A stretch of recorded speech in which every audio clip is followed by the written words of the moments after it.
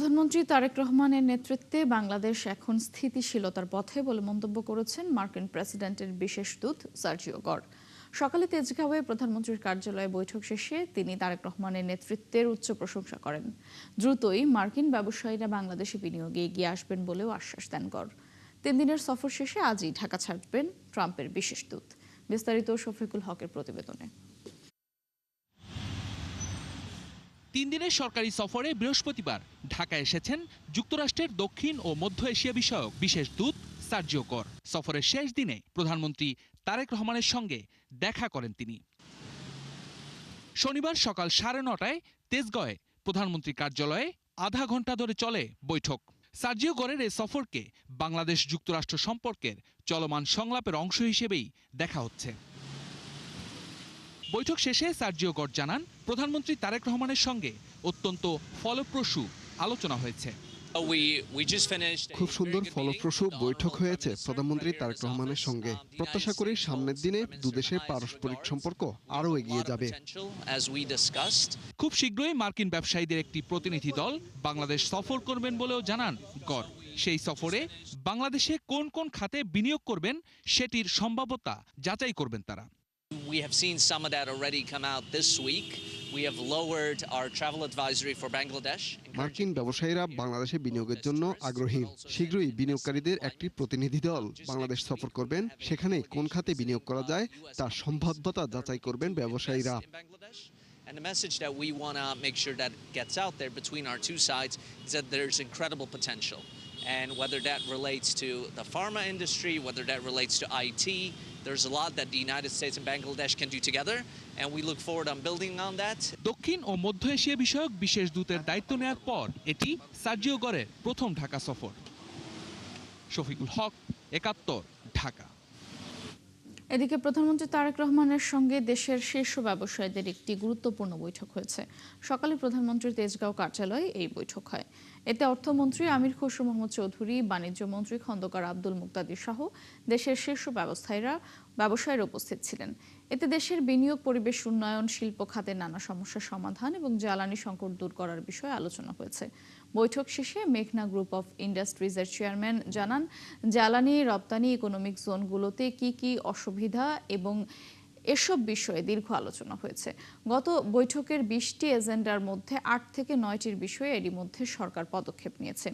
এ সময় অত্যন্ত আন্তরিকতার সঙ্গে ফলপ্রসূ বৈঠক হয়েছে জানিয়ে তিনি বলেন, বিনিয়োগ বান্ধব পরিবেশ নিয়ে সরকারের উদ্যোগে সন্তুষ্ট ব্যবসায়ীরা।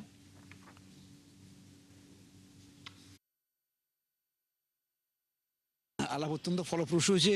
আমরা গত মিটিংয়ে যা বলছি এটার ফলো আপ হিসাবে 8টা 9টা, গতবারের মধ্যে 20টা আইটেম ছিল। এর মধ্যে থেকে 8 থেকে 9টা আইটেম ইতিমধ্যে সরকার কার্যকরী পদক্ষেপ নিয়েছে, আর বাকিগুলোর সম্বন্ধে কাজ করছে। এখন এটার ফলো আপ সহ কী কী ত্বরান্বিত হইলো, কী হবে না, এই যে সমস্ত বিষয়গুলো নিয়ে সরকারের এখন খুব তড়িৎ কাজ করতে হবে, বিশেষ করে জ্বালানি, বিদ্যুৎ। তারপরে আছে আনুষঙ্গিক অন্যান্য সমস্যা। বর্তমান এই দেশের মিডল ইস্টের এই যে প্রাইস হাইকের পরিপ্রেক্ষিতে কি করতে হবে সেগুলো ব্যবসায়ীদের সাথে, এবং এক্সপোর্ট কিভাবে করতে হবে।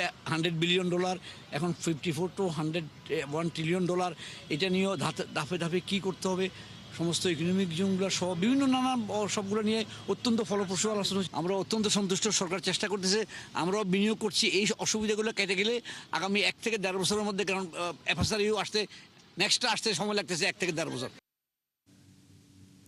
বিএনপি দেশে গণতন্ত্রের চর্চা করলেও বিরোধীরা সংসদের পরিবর্তে রাজপথ বেছে নিয়েছে বলে মন্তব্য করেছেন তথ্যমন্ত্রী জহিরুদ্দিন স্বপন। তবে দেশের স্বার্থে সরকার কঠোর হতে পিছপা হবে না বলে সতর্ক করেছেন তিনি। আর মুক্তিযুদ্ধ বিষয়ক মন্ত্রী বলেছেন, ফ্যাসিবাদের ছোবলে ক্ষতবিক্ষত বাংলাদেশকে পুনর্নির্মাণ করার চেষ্টা করছে সরকার। জাতীয় প্রেস ক্লাবে এক অনুষ্ঠানে তারা এসব কথা বলেন। মোহাইমিনুল অপুর রিপোর্টে বিস্তারিত।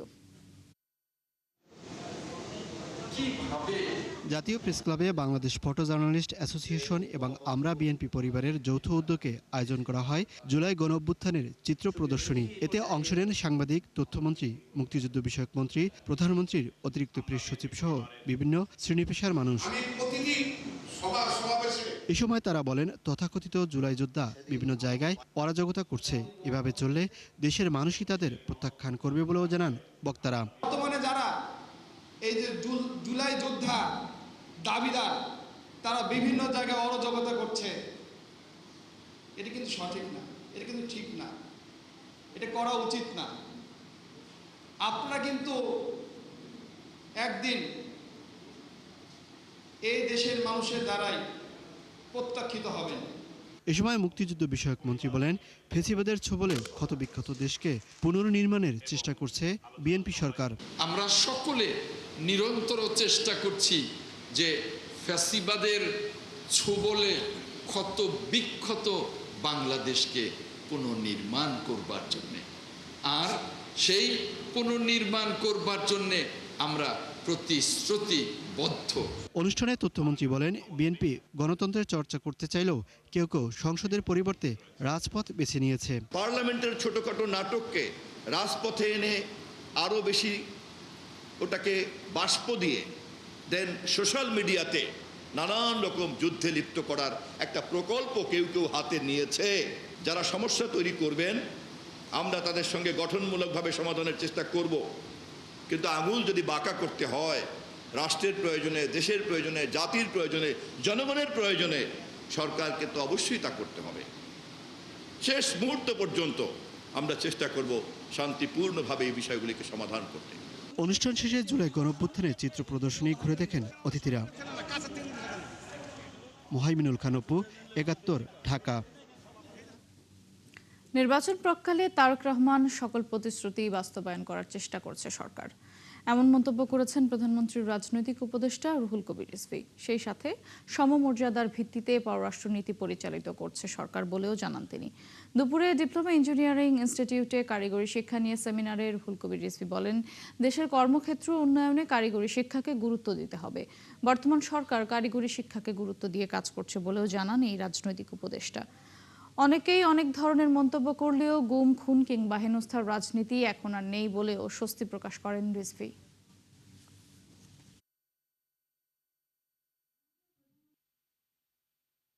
অনেকে অনেক কথা বলছেন কি হলো ৪-৫ মাসে, কিন্তু এটা তো ঠিক, রাষ্ট্রীয় পৃষ্ঠপোষকতায় তো কেউ গুম হচ্ছে না, কেউ তো বিচার বহির্ভূত হত্যার শিকার হচ্ছে না। আজকে জনাব তারেক রহমান ক্ষমতাসীন হওয়ার পর থেকে রাষ্ট্রীয় পৃষ্ঠপোষকতায় আমরা কাউকে গুম হওয়ার কথা শুনিনি, আমরা কোনো বিচার বহির্ভূত হত্যার কথা শুনিনি, আমরা গুপ্ত হত্যার কথা শুনিনি, আমরা টাকা পাচারের কথা শুনিনি, আমরা ব্যাংক লুট করার কথা শুনিনি। বা যারা অনেক শক্তিশালী দেশ মনে করে যে তাদের কথা অনুযায়ী চলতে হবে, কিন্তু চোখে চোখ রেখে নিজের স্বাধীন সার্বভৌমত্ব রাষ্ট্রকে ধরে রাখতে পেরেছেন তারেক রহমান। অন্তর্বর্তী সরকারের ষড়যন্ত্রের কারণে নির্বাচনের পরও রাজনৈতিক দলগুলো রাষ্ট্রীয় সংস্কারে অংশ নিতে পারছে না বলে আক্ষেপ জানিয়েছেন প্রধানমন্ত্রীর রাজনৈতিক সহকারী রাশেদ খান। শনিবার রাজধানীর পিআইবিতে এক অনুষ্ঠানে তিনি বলেন, জুলাই জাতীয় সনদ নিয়ে জনগণ ও বিএনপির সঙ্গে প্রথম প্রতারণা করেছিল ডক্টর মোহাম্মদ ইউনূস। আরও বলেন, বিএনপির সঙ্গে আসন সমঝোতা না হওয়ায় জামায়াতের সঙ্গে নির্বাচনকালীন জোট গঠন করেছিল এনসিপি। জামায়াত ইসলামী রাষ্ট্র পরিচালনায় একটি শিশু দল মন্তব্য করে দলটিকে 10 বছর বিরোধী দলে থেকে রাষ্ট্র পরিচালনা শেখার আহ্বান জানান। এ সময় বিএনপি সরকারের মেয়াদকালে জুলাই সনদ ও গণ অভ্যুত্থানের হত্যাকাণ্ডের সঙ্গে জড়িতদের বিচারের আশ্বাসও দেন প্রধানমন্ত্রীর এই রাজনৈতিক বিশেষ সহকারী। দর্শক, প্রধানমন্ত্রীর কার্যালয়ে উপদেষ্টা মাহাদি আমিনের ব্রিফিং শুরু হয়েছে, আমরা সরাসরি যুক্ত হব সেখানে।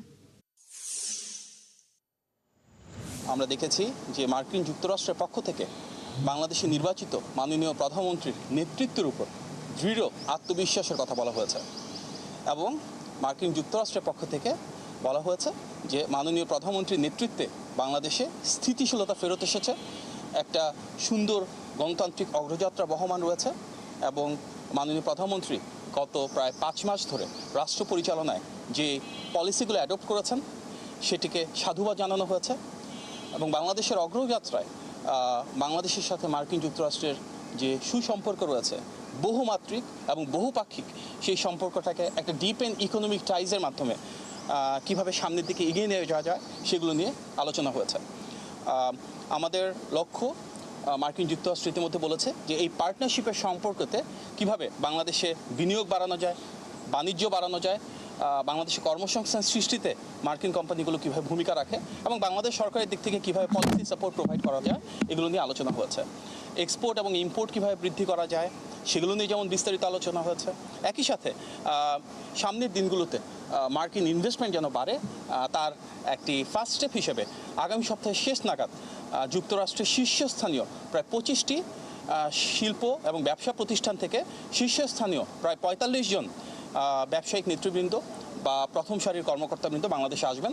বাংলাদেশের বিভিন্ন মন্ত্রণালয়ে যারা দায়িত্বপ্রাপ্ত রয়েছেন এবং বিভিন্ন দপ্তরে যারা গুরুত্বপূর্ণ অবস্থানে রয়েছেন ওনাদের সাথে তারা ধারাবাহিকভাবে বৈঠক করবেন। মাননীয় প্রধানমন্ত্রীর সাথেও ওনাদের একটি বৈঠক অনুষ্ঠিত হবে।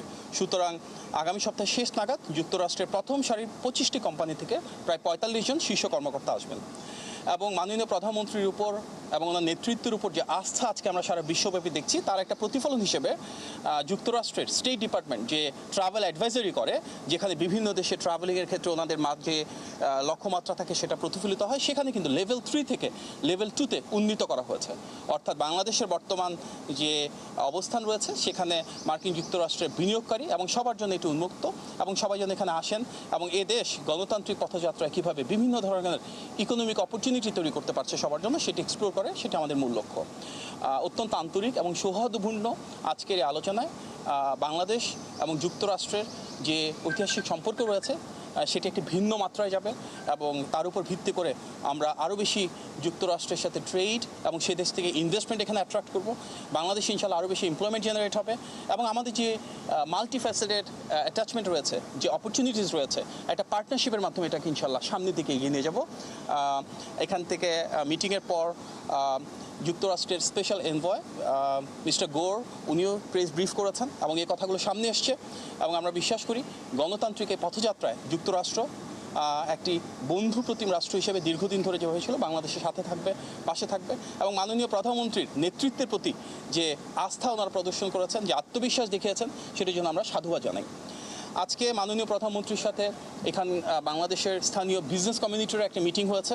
আপনারা হয়তো অবগত রয়েছেন যে দেশের প্রথম সারির বেশ কয়েকটি শিল্প প্রতিষ্ঠানের যারা কর্ণধার রয়েছেন ওনাদের একাংশ আজকে মাননীয় প্রধানমন্ত্রীর সাথে বৈঠকে বসেছিলেন এবং সেখানে স্থানীয় অন্যান্য বেশ কিছু মন্ত্রণালয় এবং সরকারি দপ্তরের যারা দায়িত্বপ্রাপ্ত ব্যক্তিবর্গ ছিলেন ওনারাও ছিলেন। সেখানে মাননীয় প্রধানমন্ত্রী প্রাইভেট সেক্টরের বিভিন্ন বিষয়ে ওনাদের অবস্থানগুলো জানতে চেয়েছেন। আমাদের দীর্ঘ ফ্যাসিবাদের কারণে রাষ্ট্র ব্যবস্থায় অনেক ধরনের সমস্যা রয়েছে।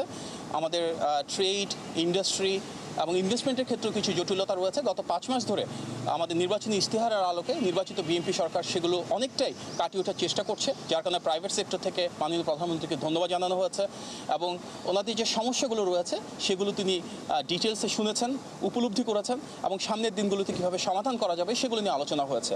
বিশেষভাবে আমাদের বিদ্যুৎ এবং গ্যাসের যে ঘাটতি রয়েছে, কীভাবে আমরা এনার্জি সেক্টরে যে লং টার্ম ধরে চলে আসা সমস্যা সেটা সমাধান করব, কীভাবে আমাদের এনার্জি সিকিউরিটিটাকে আরেকটু এনহ্যান্স করব, বাংলাদেশে দেশি এবং বিদেশি বিনিয়োগ বাড়ানোর জন্য আমাদের এনবিআর বা ট্যাক্সে কী ধরনের রিফর্ম করার প্রয়োজন রয়েছে, কীভাবে আমাদের পলিসি সাপোর্টটা এমন হবে যেখানে প্রাইভেট সেক্টর লেড একটা গ্রোথ আমরা ইনশিওর করতে পারি, সেগুলো নিয়ে আলোচনা হয়েছে।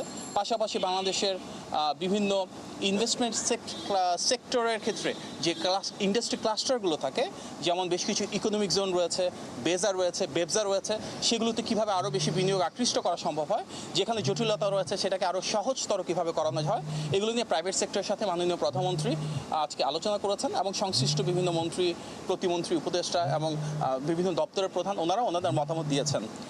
সামনের দিনগুলোতে আমরা চাই মাননীয় প্রধানমন্ত্রীর নেতৃত্বে এমন একটি রাষ্ট্র ব্যবস্থা যেখানে প্রাইভেট সেক্টরের জন্য আমাদের সরকার থেকে পলিসি সাপোর্ট থাকবে এবং প্রাইভেট সেক্টর গ্রো করবে। তার জন্য একটা pro business, pro investment budget আমরা দেখেছি এবং সেই বাজেটের বহিঃপ্রকাশ হিসেবে আমরা সেগুলো নীতিমালাগুলোকে বাস্তবায়ন করব, যার মূল উদ্দেশ্য হবে বাংলাদেশে যে বিপুল পরিমাণ ডেমোগ্রাফিক ডিভিডেন্ড রয়েছে, অর্থাৎ আমাদের প্রচুর তারুণ্য এবং নারী রয়েছেন যারা কর্মসংস্থান এবং আত্মকর্মসংস্থানের জন্য প্রস্তুত, ওনাদেরকে আমরা আরও কীভাবে বিকশিত করতে পারি।